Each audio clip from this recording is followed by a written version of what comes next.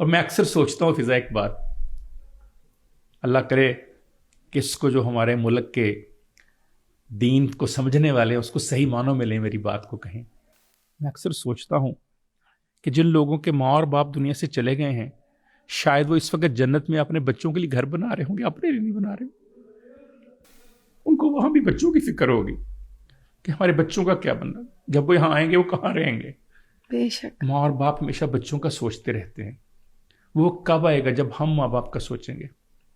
جب ہم بچپن میں تھے ہمیں ماں اور باپ کی انگلی کی بہت ضرورت تھی، پکڑ کر ہمیں چلنا سکھائیں، سہارا دیں. آج آپ کا باپ اور آپ کی ماں اس ایج میں ہیں جہاں ان کو بہت ضرورت ہے کہ آپ ان کی انگلی پکڑ کر چلائیں. ان کی انگلی پکڑ لیجئے. حضرت ابو ہریرہ رضی اللہ تعالیٰ عنہ سے روایت ہے، رسول اللہ صلی اللہ علیہ وآلہ وسلم نے فرمایا، وہ شخص ذلیل و خوار ہوا، وہ شخص ذلیل و خوار ہوا، وہ شخص ذلیل و خوار ہوا. 3 بار یہ لفظ بولے.